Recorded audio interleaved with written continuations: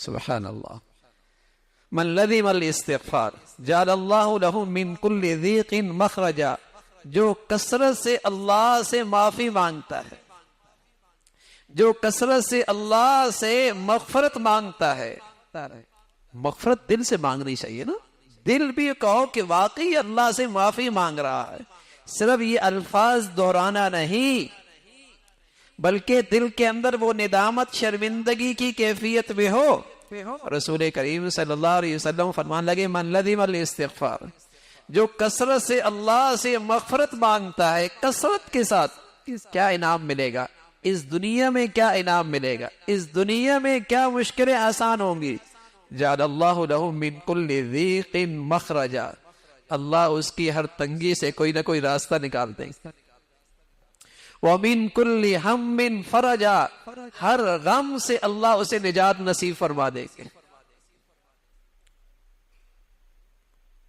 یہی تو مسئلہ ہے.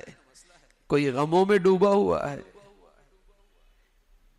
کوئی ہموں میں ڈوبا ہوا ہے، کوئی بے چینی اور بے سکینی کی مصیبت میں جل رہا ہے، اور کسی کی زندگی میں رکاوٹیں ہیں. میں عرض کر رہا ہوں یہ کوئی دیندار عامل نہیں، یہ رسول اللہ صلی اللہ علیہ وسلم کا ارشاد. بتائیے یہ وظیفہ کس قدر مؤثر ہوگا. لیکن مسلمان بھی بڑا سادہ ہے، یہ کہتا ہے کام بھی ہو جائے زندگی بھی بدلنی نہ پڑے، کام بھی ہو جائے گناہ کی گندگیوں سے گناہ کی گندگی بھی نہ چھوڑنا پڑے، کچھ ایسا ہو جائے آسان سا کہ کام بھی ہو جائے اور شیطان بھی راضی رہے، گناہ بھی نہ چھوڑنے پڑے. یہاں تو اللہ کے نبی صلی اللہ علیہ وسلم بتا رہے وظیفہ من لزم الاستغفار جعل اللہ لہ من کل ضیق مخرجا. ہر تنگی سے راستہ نکل آئے گا. وَمِن كُلِّ هَمٍّ فَرَجًا. ہر غم سے اللہ نجات نصیب فرما دے. کسی کو صحت کا غم لگا ہے، کسی کو اولاد کا غم لگا ہے، کسی کو کاروبار کا غم لگا ہے، اور غم ہی غم ہے بھائی، غم ہی غم ہے. اندر سے یہ غم ہی کھائے جا رہے ہیں. رسول کریم صلی اللہ علیہ وسلم فرمانے لگا اس سے نجات مل سکتی ہے. اللہ سے کثرت سے معافی مانگو. اچھا معافی تو وہ مانگے جو کہے کہ میں خطا کار ہوں. شیطان نے وسوسہ ڈال دیا میاں تو اس سے تو کوئی غلطی ہوتی نہیں، تو تو بڑا ہی پارسا ہے، بڑا ہی پاک صاف ہے، تجھے استغفار کی کیا ضرورت ہے. تو رسول اللہ صلی اللہ علیہ وسلم فرمانے لگے میری ذات دیکھ لو، جو معصوم ہیں، جو گناہوں سے پاک ہیں، جن کی بھول چوک کی معافی کا اللہ نے اعلان کر رکھا ہے. آپ علیہ الصلوۃ والسلام فرما رہے میں بھی کثرت سے اللہ سے معافی مانگتا ہوں. من لزم الاستغفار جعل اللہ لہ من کل ضیق مخرجا. ہر تنگی سے راستہ، ہر غم سے نجات. اور تیسرا انعام وَرَزَقَهُ مِنْ حَيْثُ لَا يَحْتَسِبْ. سبحان اللہ. وَرَزَقَهُ مِنْ حَيْثُ لَا يَحْتَسِبْ. روزی وہاں سے ملے گی کہ اس کے وہم و گمان کے اندر بھی نہیں. ایک نقشہ بند ہوگا دوسرے نقشے سے اللہ دے گا، ادھر سے رکاوٹ ہوگی اللہ دوسرا راستہ نکال دے گا، وہاں سے دے گا وہم و گمان کے اندر بھی نہیں. چھوٹی سی نعمت کی شکل ہوگی، لذت کتنی ملے گی، اس سے فائدہ کتنا اٹھائے گا.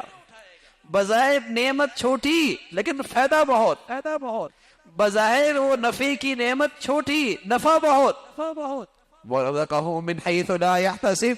اللہ وہاں سے روزی دیں گے اس کی وہم و گمان کے اندر بھی نہیں. تو میرے عزیزو وظیفہ کون سا ہے، عمل کیا ہے؟ اللہ سے مغفرت کی کثرت کر، اللہ سے معافی کی کثرت کر. اے اللہ معاف فرما، اے اللہ معاف فرما دے. اور یہی اللہ کے بندوں کی نشانی ہے. خطا ہو جائے، غلطی ہو جائے، فَاسْتَغْفِرُوا لِذُنُوبِهِمْ. وہ اپنے خطاؤں پہ اللہ سے معافی مانگتے ہیں. وَلَمْ يُصِرُّوا عَلَى مَا فَعَلُوا. ایمان والا، صاحب ایمان، اللہ کا بندہ، یہ اس کی شان ہی نہیں ہے کہ وہ گناہوں پہ اصرار کرے، وہ گناہوں پہ سینہ زوری کرے، وہ گناہوں پہ فخر کرے، وہ گناہ کر کے تکبر کرے. یہ مسلمان کی شان ہی نہیں ہے. غلطی بڑے سے بڑے پرہیزگار آدمی سے بھی ہو جائے گی، بڑے سے بڑے نیک آدمی سے بھی گناہ ہو سکتا ہے، لیکن اس کے پاس تریاق ہے، وہ استغفار ہے، اس کا اہتمام کر کے گناہوں کی ریئیکشن سے محفوظ رہتا ہے۔ تو میرے عزیزو، اللہ کرے یہ عمل اللہ کرے ہم اس عمل کو اپنی زندگی کا وظیفہ بنائیں اور اپنی زندگی کا معمول بنائیں۔ اگر رات سونے سے پہلے بستر پر تھوڑی دیر ندامت کے ساتھ یہ کلمات کہہ دی جائیں۔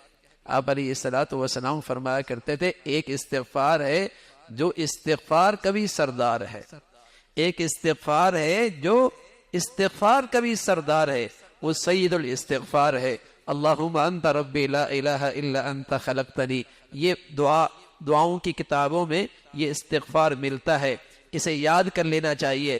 آپ علیہ الصلوۃ والسلام فرما رہے، جو اسے شام کو پڑھے اور دن میں موت آ جائے سیدھا جنت میں جائے گا، اور دن کو پڑھ لے اور شام کو موت آ جائے سیدھا جنت میں جائے۔ تو اگر ان کلمات کو صبح اور شام کا معمول بنا لیا جائے تو میرے عزیزو، دنیا کی برکتیں بھی، گناہوں کے ریئیکشن سے حفاظت بھی، اور اللہ بھی راضی۔ اللہ رب العزت ہم سبھی کو اس کی توفیق نصیب فرمائے۔